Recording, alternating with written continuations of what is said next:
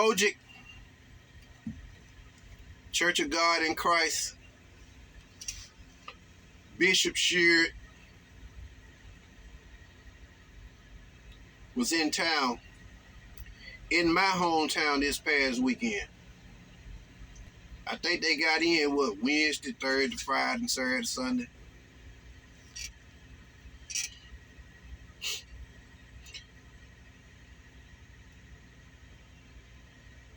A whole lot of preaching was going on. Lots of preaching. Lots of preaching. Lots of services. Lots of eating. Cogic brings a lot of money to the city every year. Nothing wrong with that.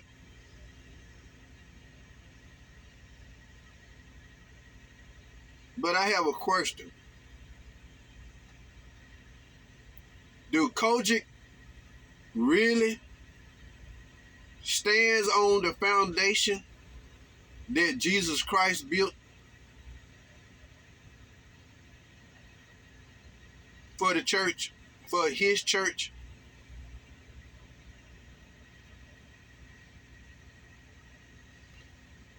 Does the cogic really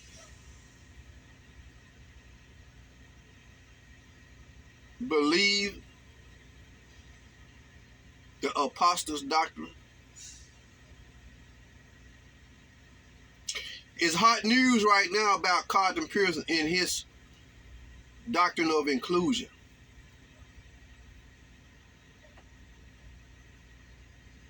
But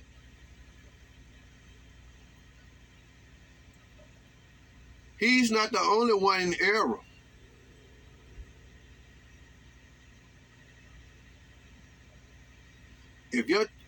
If a church is not standing firmly on the doctrine of Jesus Christ, then aren't they in error too? Just like the people who preach false doctrine. They might preach some good truth, but are they standing firmly on the doctrine, the foundation that Jesus Christ in his apostles laid?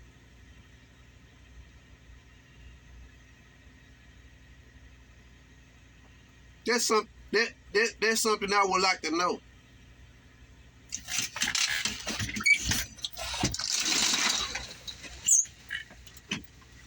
I see a lot of preaching,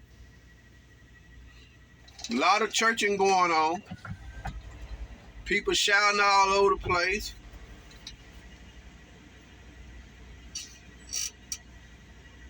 Bunch of preachers, bunch of bishops. But still, I have a question. Do they stand firmly on the foundation that Jesus Christ and his apostles laid? That's what I would like to know.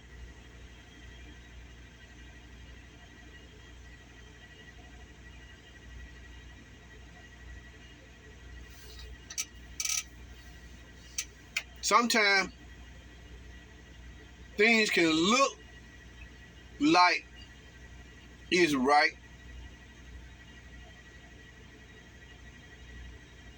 with the naked eye from a distance or whatnot, or even sometimes close. You can be standing too close to something and it look like it's right. But you have to, when you step back and take a look at it, or when you put the lever on it, or you look at it in the right lens, you can see that something is off. Anybody that knows anything about building, you know what a lever is. A lever is very important to building.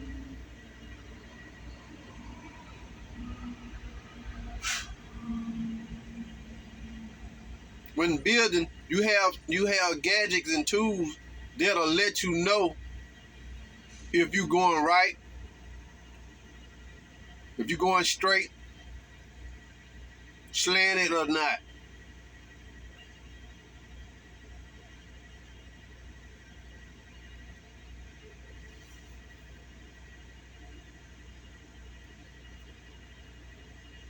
I wouldn't be a part of an organization where I'm just forced to go along with the program. Either you go along with the program or either you out.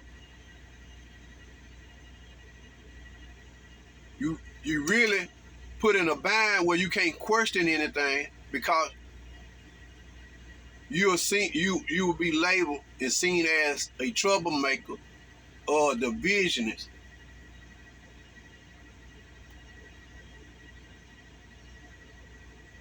So a lot of you are indebted to a church organization. I don't care if it's cogic, Baptist, Pentecostal, Methodist, whatever. A lot of you just go along with the stuff because of family ties, generational.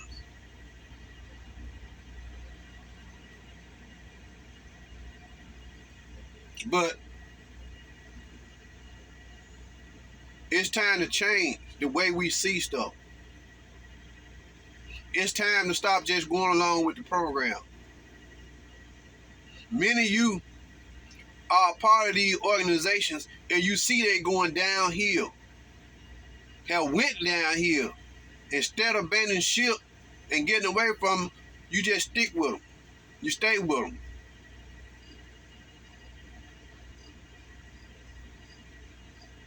Feel like you indebted. You tied to them. You're not tied to nobody but God.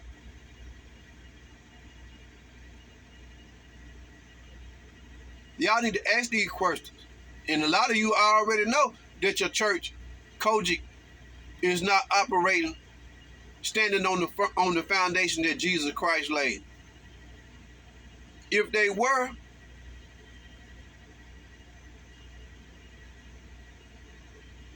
a lot of stuff that's going on with the leadership wouldn't be.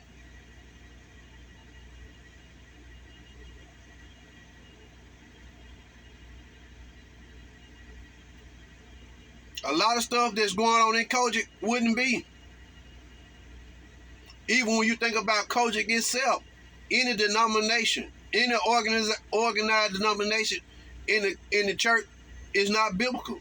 That's number one.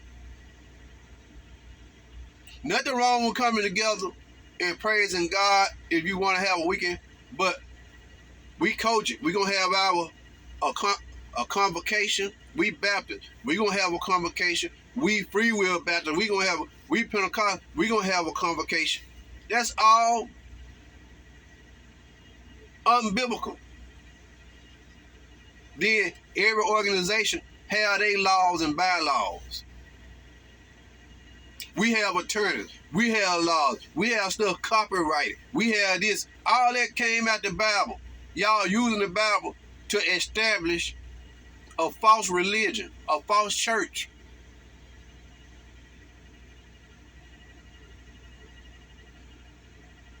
This church suing this church. This organization suing this organization. I remember years ago, G. Patterson, when he was the overseer of the Poseidon Bishop, he had to battle in court with another fellow out of Memphis that was trying to take over cogic. Grayson, I think his name, Grayson. I ain't heard of that guy in a long time, so I guess he probably dead and gone. Somebody out there gonna know what I'm talking about. Grayson Temple or something. They split off from cogic.